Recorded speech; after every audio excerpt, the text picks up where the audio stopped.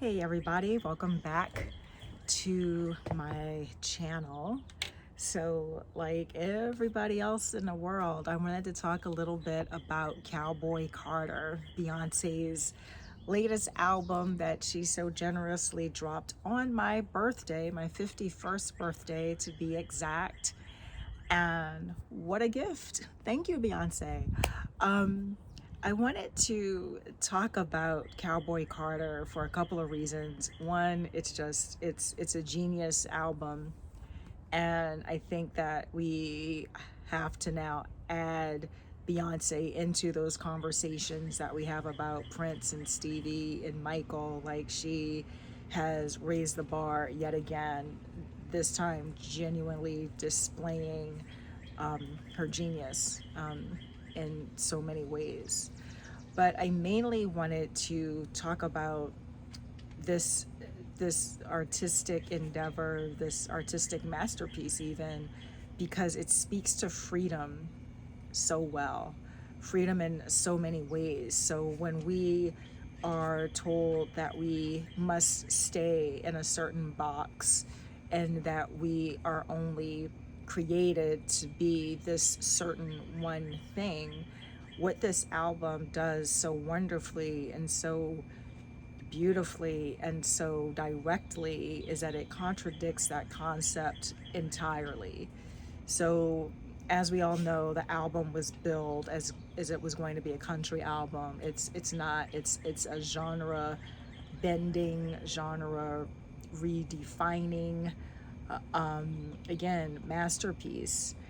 And that's important because we are not meant to stay one way. We are meant to evolve and to grow and to change. And then through those positive changes that occur within us, we then take those lessons and then we pass it on to other people so that they too can understand the freedom that they have within themselves. So, if we look back at, of course, The Wizard of Oz or The Wiz, we find out that Dorothy had the power the whole time. She could have gone home whenever she wanted to. And I think that society causes us to forget that we all have like this deep power inside of us, and sometimes our circumstances mask that. So it could be, in my case, the circumstance was or is grief that I'm still working through. But the more I invite the grief in and look at it and sit with it and feel my way through it, I am now at a place, once again, about a year and a half or so later, where I'm beginning to remember my peace. I'm remembering my joy, because as I said in my last video, the joy is always inside of you. It always resides in our heart center.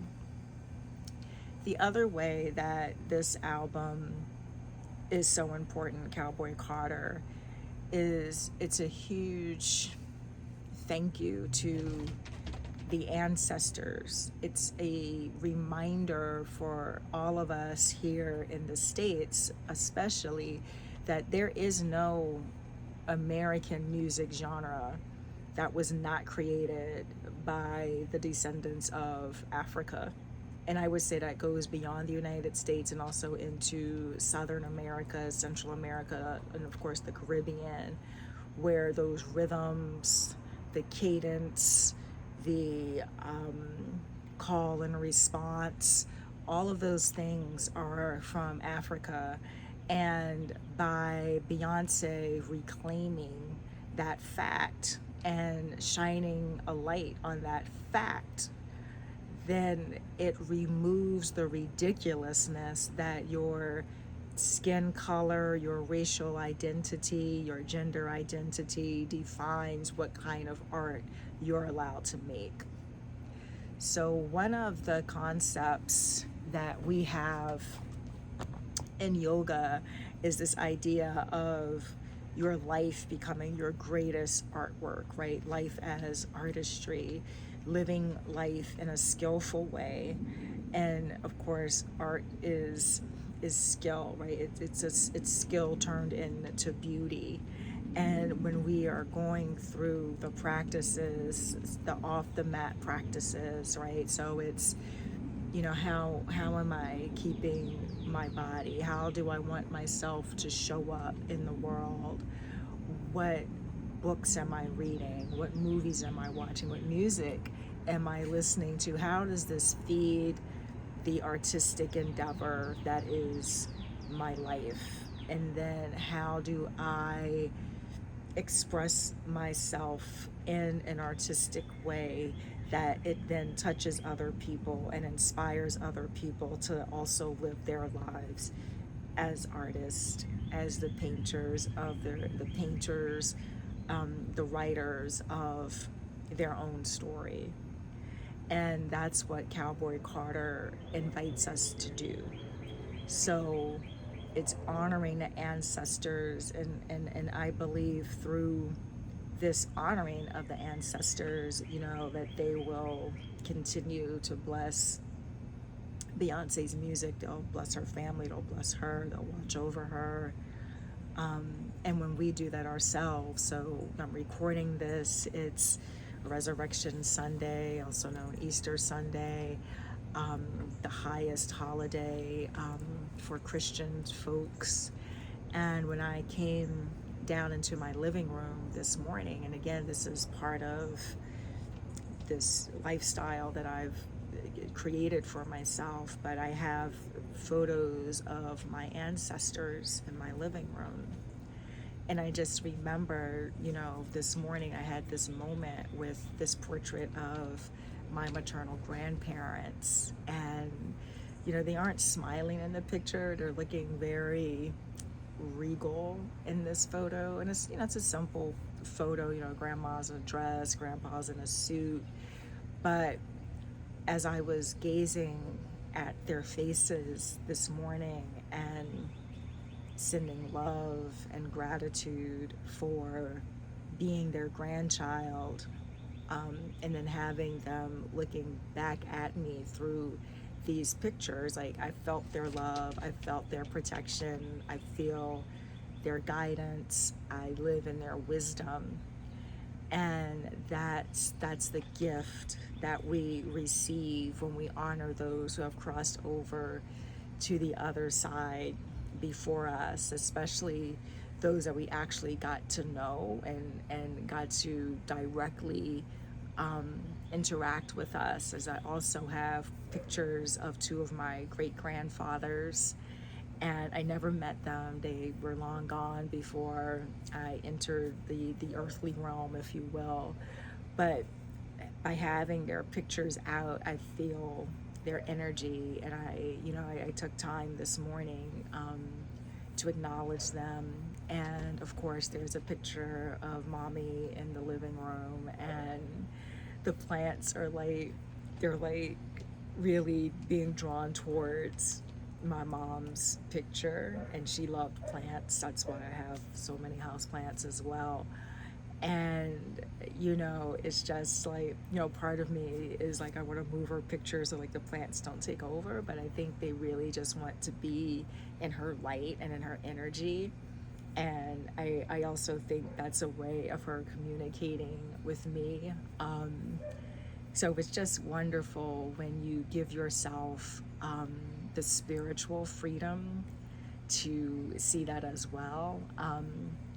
A lot of times when we are brought up in a certain religion and we're taught certain belief systems, sometimes it can restrict that freedom to really step into spirit itself, right? Because we have all these layers. We're well, if it's not in this book, or if it isn't said this way, or if I don't wear this sort of clothing, and if I don't eat this food, or I do eat this food, then that's taking me out of spirit, and it takes us away from the freedom that spirituality is trying to offer us. So that freedom of feeling your ancestors as the sun shines down on you, or at night, if you're looking up at the moon and you not only see the moon, but you see your mother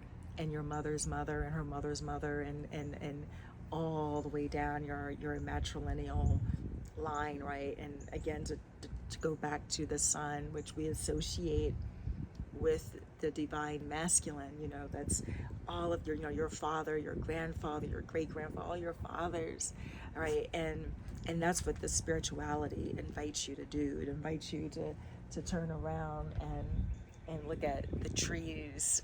We're in early spring, so as I record more messages out here on the deck, you'll see all the greenery fill in. But just to know that these are your brothers and your sisters, when you see the bees feeding on the dandelions and the nettles and all the other early flowers of spring, and spirituality invites that freedom for you to not just see, oh, that's a bumblebee and it's landed on a flower, but it's like you see like that whole web of life, right? Like you then send gratitude to the dandelions and for feeding the bees that pollinate the food that you will eventually consume, and you see the interconnectedness of it all.